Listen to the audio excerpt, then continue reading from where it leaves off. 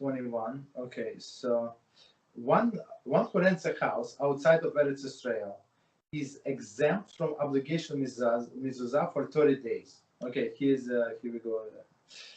Because the residence of the renter for the first 30 days is not considered permanent dwelling.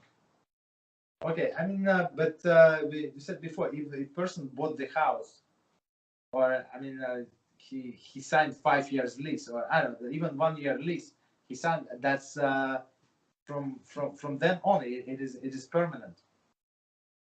He's not going to move. There is no plan.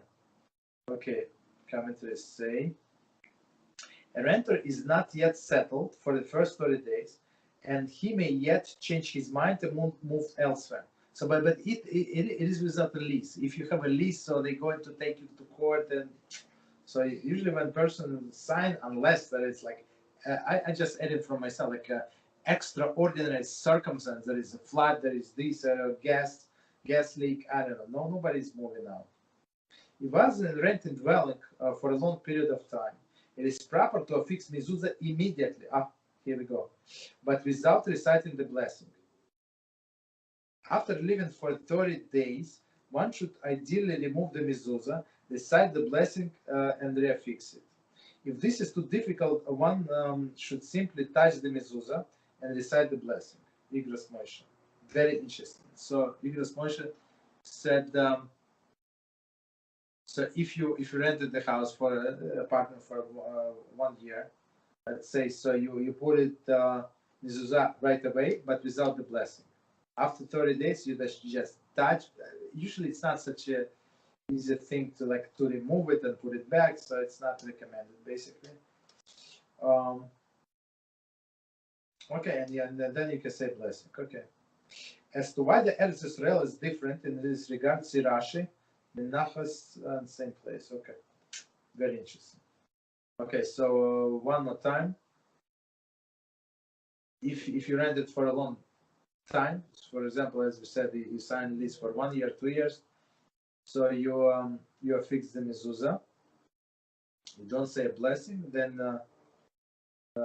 after 30 days, you actually, if there are screws, you can unscrew a little even, and then take it off a little, then put it back and screw it in, no problem.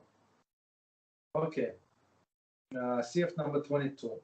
If one is moving out of the house and another Jew is to move in to live there, the first person may not take mezuzahs of the doorpost. Rather, he should leave them there. The second person who is moving in should compensate for their value. Okay, so that's the proper way. But I would say today, many times this Mezuzah case costs more than Mezuzah itself. Fancy schmancy. Not many times. Sometimes yes, sometimes no. So I mean, this case can cost, I don't know, $80, and Mezuzah would cost like $45, $50, like cheaper one, right? So the guy number one said, I'm not going to pay. How do you know that you pay for Mezuzah? I don't know. How much you say? Maybe you bought it for $20 each. You're saying it was 100. So, it's not that simple. So you have to talk to the guy before, or to the person who's moving in, so they can put their own mezuzahs.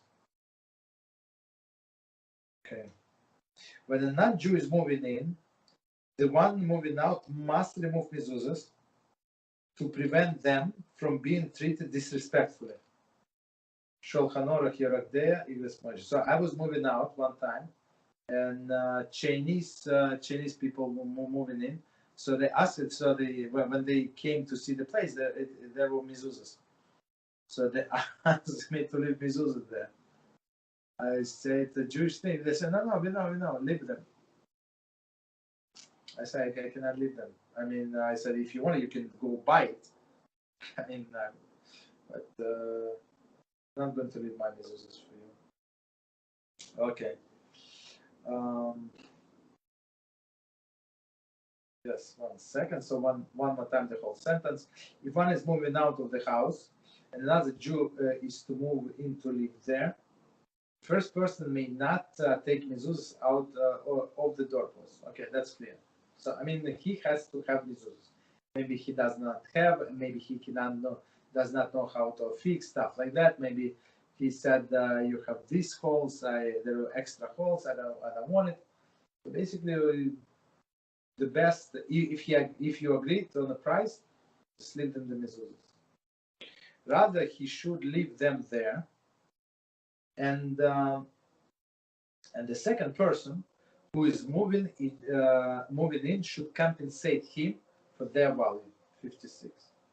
Taking of mezuzahs is viewed as causing damage to the future residents of the house, since the mezuzah for protection of the house. Tosafos, Baba Mitzvah, etc. Okay. So they, as I said before, it's for protection, and you remove protection from another person. I mean, it's his. The way I see it, it's his responsibility. But since we are responsible for one another, that's okay. That's what we